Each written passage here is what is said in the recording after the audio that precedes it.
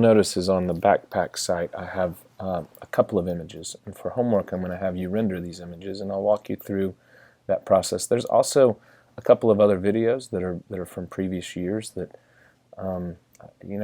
basically are a repeat of one another, rendering basic shapes. This is a little bit more advanced than a basic shape, but ultimately I want you to use these images and generate a rendering. We'll talk more about line work next week. So what I've done is I've copied this.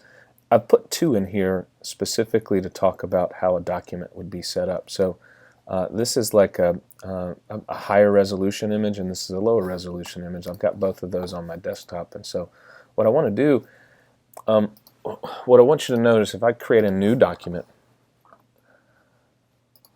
so I've got a new document now. If I go to image size, it's basically a reflection of the screen resolution that I have.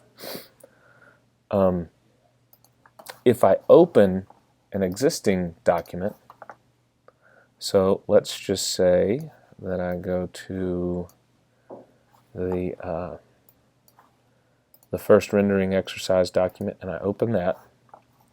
Notice the gray out here. It just opened the document. It did not place it. It didn't add it to the document. It just replaced that document. In fact, if I had had something opened, it would have asked me if I wanted to save it. But let's look at the resolution here. So if I go into image size, this is 2000 by 1600. What I want to do is I want to come into my basically two. I'm going to go make sure this is about two pixels in width. If I come in here and I start drawing with that with heavy pressure, that's about the width of my line work. Here's the size of a, let's just go to 200 pixel paintbrush. You know, it's fairly large. Let's go back to a new document and let's see how that compares where my resolution on my image itself, the document took on the resolution of that drawing that I had. So the resolution of this new document is actually a little bit smaller.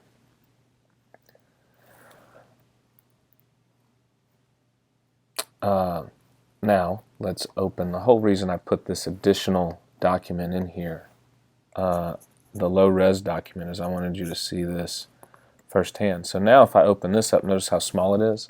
If I go to image size, it's a lot smaller, and that's directly impacts the size of my brush. My pencil all of a sudden is a lot thicker relative to the line work here, and so is that paintbrush. So it's just something to take note of. What I recommend to most students is once you set these up and you feel comfortable with your tools and you like the size of the line work, which this feels pretty good to me right now, then from that point on, instead of opening a document or a drawing, just go to Add Image. And what that does is it'll basically give you the opportunity to scale the image to the size that you want. Okay, and what it also does is it puts it on another layer. I'm going to come in here and pull up my layers. For this first exercise, we're going to do something probably that you've already done in other classes. And notice that the layer 2 is where my image is. I'm going to come into that layer and go to the multiply mode. And now, if I grab any of these colors and I render on the layer beneath it, the line work comes through, but the line work stays on top, but the color is able to come through that line work. And so what I'll do right now is just walk you through kind of a very simple process for rendering these objects. One of the nice things, and one of the things that I learned very early on with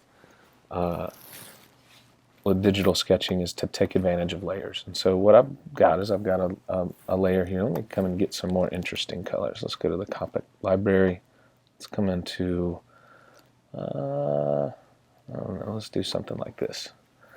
What I'm going to do is I'm going to fill this entire entire area with my base color.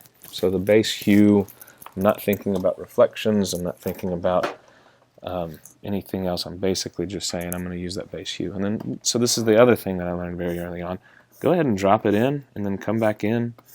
I remember when I first started learning rendering, we would use masking tape quite a bit.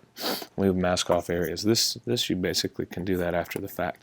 And you can see here that maybe I would like an eraser that had a harder edge as opposed to the softer one. But all I'm doing is I'm coming in and I'm going to erase everything that's not within the boundaries of my object.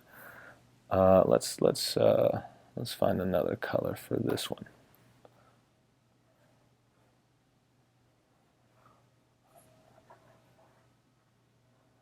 I'm going to do the same thing.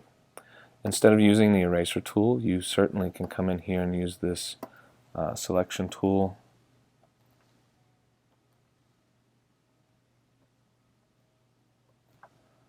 Which will give me a little bit crisper edge.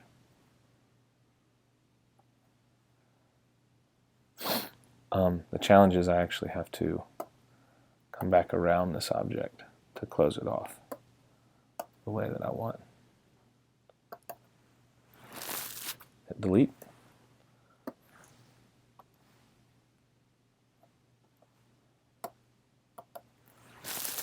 Delete, and now I've got basically those two base layers here. I'm going to add another layer on top of it. And this first time I'm just going to use the simplest means that I know how to do this. I'm going to come to the airbrush. And there's lots of different methods that you can use to approach this, but the airbrush seems to be, airbrush and going white or black seems to be the best way that I've experienced it. So I'm just going to run a white highlight with that airbrush across the top and come back in and erase. One thing that's a little bit challenging is I cannot see the extra residue, the residue of white that's sitting around this object. Come back to the airbrush. In this instance, I do like to maybe bump it up a little bit. Because I prefer, if I'm going to add a highlight, if I've got a brush that does not have 100% opacity, my preference is to go through that object and only lay down color once. That way I don't have streaks. So that's a second layer. Now I'm gonna add a little bit more to this. So I'm gonna hang on to that white color and that airbrush, and I'm going to hit the side. And here I'm actually going to just knock the opacity down. So I'm just adding very subtle highlights. I've got to erase what I don't want. Very subtle highlights. I'm going to leave this left facing surface the original color, and I can utilize the opacity of just that layer, again taking advantage of the layers, to adjust how dark or light that is. And in fact, what I might want to do, now that I'm looking at this, I'm just going to hide that. I'm going to come back in, and instead of using white, I'm going to use black. Throw black over that surface. That way I've got a darker hue. And see how much, one thing I'll just point out, see how much extra residue.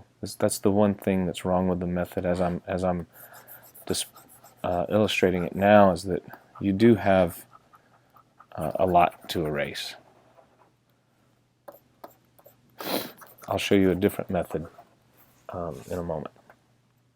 So now that seems a little dark, right? But I can come back in and adjust the value with my opacity. So let's come back to this object. I'm going to go back to black, airbrush, and this is where the gradient can really help. And so I'm going to think very hard about what portion of this airbrush touches my object. And so I tried to get the darkest part of the airbrush on the very far right side.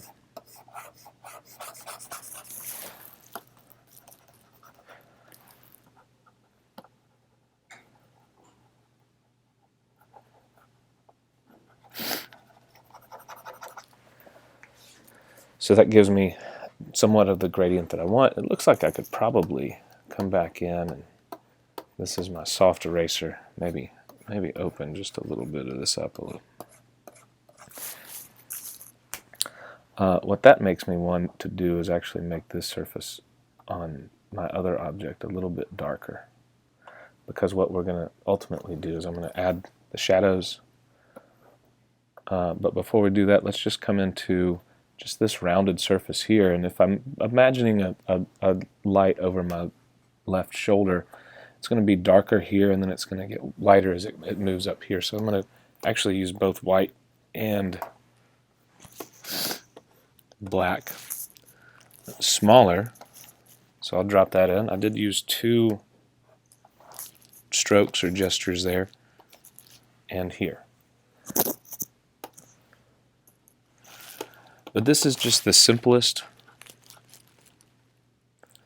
methodology for rendering an object. And these are fairly flat objects. We'll talk more about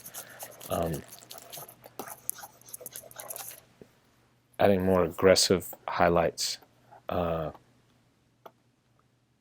the future. So now I've got this, let's just add a shadow. Sometimes the order of your layers could matter. Let's move this down to the bottom. Here I'm just going to use black, and what I'll do is I'll change the opacity. In fact, I'll do it before I even go this down. Then I can adjust that opacity back and forth.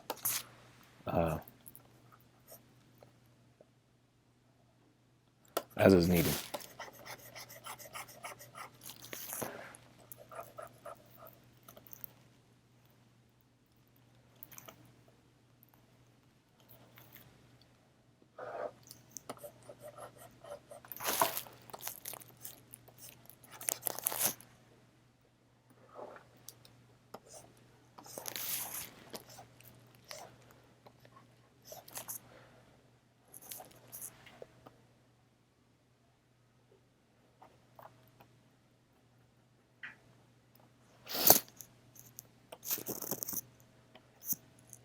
Notice that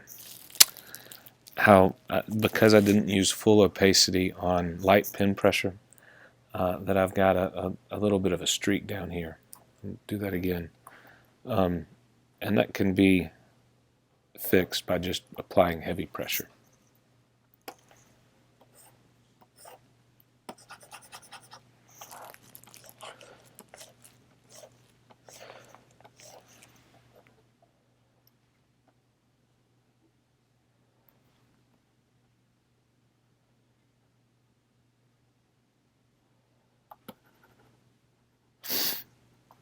So if I do want to add some more aggressive highlights, like using a white pencil and marker rendering, I can come up here. I'm going to add a layer on top of my line work. Go to white, click on my pen or the pencil, and essentially just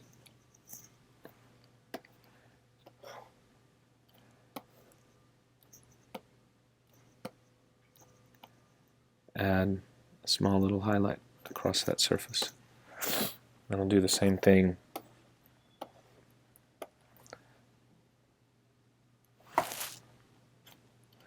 with this. Let it just trail off, and even right here.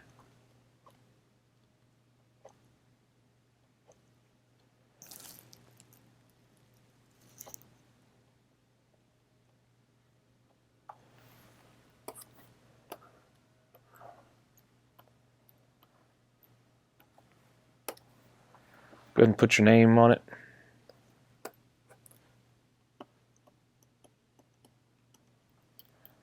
You'll see how different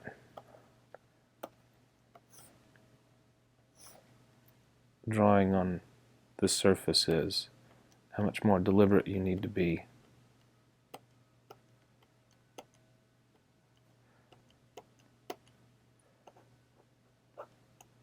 Than when sketching on paper with a pen, just the tactile nature of these.